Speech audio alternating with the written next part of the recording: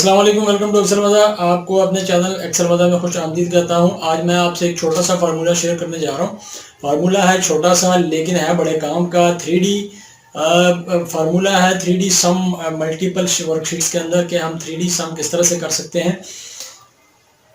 इसको एक्सप्लेनेशन के लिए ये है कि जिस तरह आपके पास काफ़ी सारी शीट्स हैं और उनके लास्ट में एक टोटल आया हुआ है और उस टोटल को आपको अब ये पता करना है कि ये जो मेरे पास 10-20 शीट्स हैं इनका टोटल कितना बनता है।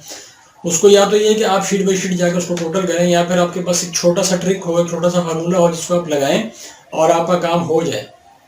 यही फार्मूला जब से मैं शेयर करने जा रहा हूं, लेकिन उससे पहले आपसे गुजारिश है कि अगर अभी तक आपने चैनल एक्सेल मज़ा को सब्सक्राइब नहीं किया तो चैनल को ज़रूर सब्सक्राइब करें और बेल आइकन को प्रेस करें ताकि आइंदा आने वाली वीडियोस आप तक बआसानी पहुंचती रहें। तो चलते हैं हमारे आज के टॉपिक की तरफ।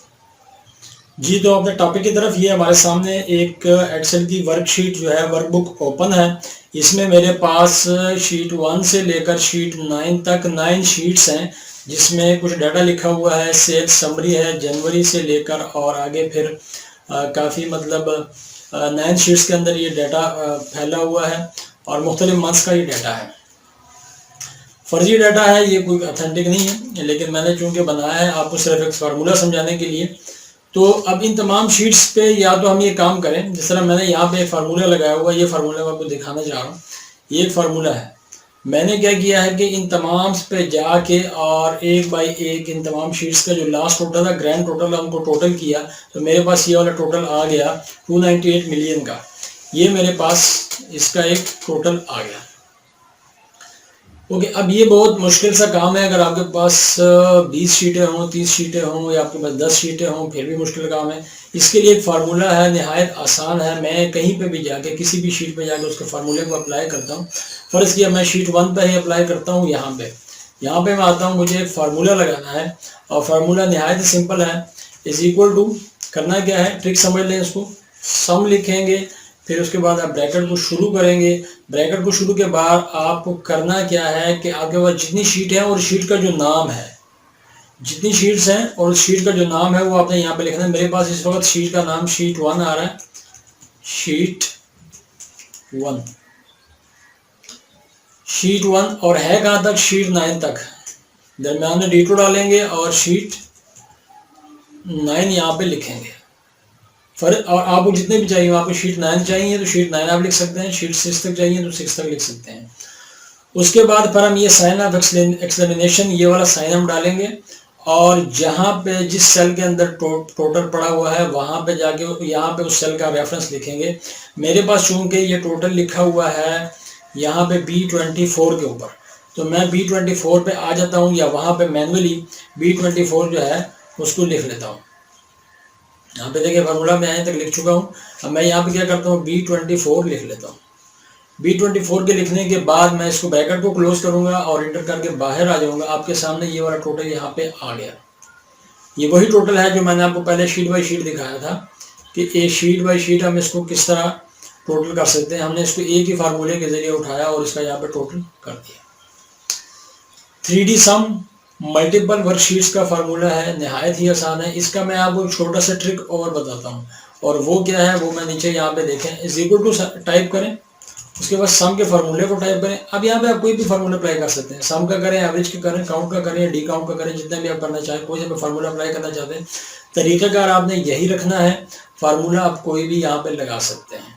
मैंने यहाँ पे लिखा सम, शीट 1 सेलेक्टेड है, शिफ्ट के बटन को प्रेस करते हुए मैं शीट 9 पे क्लिक कर देता हूँ। शिफ्ट के बटन को प्रेस करते हुए शीट 9 को क्लिक कर देता हूँ। आपके सामने मैंने वहाँ पे जो कुछ लिखा था वो यहाँ पे लिखा गया। अब क्या करना है, उस सेल का रेफरेंस देना है। तो B24 के अंदर है तो B24 यहाँ पे लिख के ब्रैकेट को बंद करके मैं बाहर आ जाता हूँ। मेरे पास वो ही यहाँ पे रिप्लाई आ गया जो ऊपर आया हुआ था। वहाँ पे हमने क्या किया था, बाकायदा फार्मूला लिखा था मैनुअली, और यहाँ पे हमने एक ट्रिक इस्तेमाल किया जो कि बहुत ही उससे भी नहायत ही आसान है। ये तो हमने यूज किया है सम के लिए।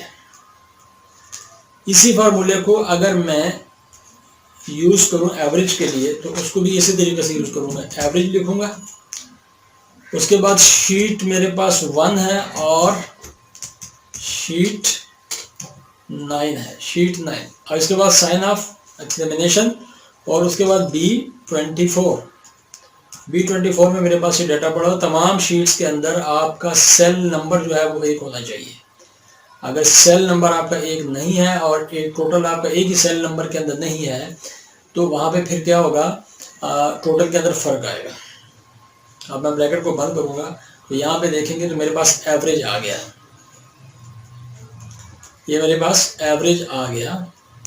और एवरेज है कितना जी, 33 मिलियन मेरे पास ये एवरेज आ गया। अब मैं यहाँ पे ट्रिक मैंने वही इस्तेमाल करना है, लेकिन फार्मूला में कोई भी इस्तेमाल कर सकता हूँ जो मैंने यहाँ पे किया है। अब मैं देखें, मैं फिर यहाँ पे एवरेज लिखता हूँ, इसलिए यहाँ पे एवरेज लिखता हूँ और फिर शीट 1 ऑलरेडी प्रेस है, शिफ्ट को प्रेस करूँगा और शीट 9 को प्रेस कर लूँगा, शिफ्ट को प्रेस करूँगा, शीट 9 को प्रेस करूँगा और B24 को यहाँ पे लिखूँगा और ब्रैकेट को बंद करके बाहर आ जाऊँगा। यही फार्मूला, यही ट्रिक हम काउंट के साथ भी कर सकते हैं, COUNT काउंट। काउंट ए अलग है, काउंट अलग है। काउंट में हम कर सकते हैं यहाँ पे, क्योंकि हमारे पास तमाम के तमाम फिगर लिखे हुए हैं, मतलब वर्ड्स के अंदर नहीं है, डिजिट्स लिखे हुए हैं, तो हम इसको काउंट के जरिए कर सकते हैं।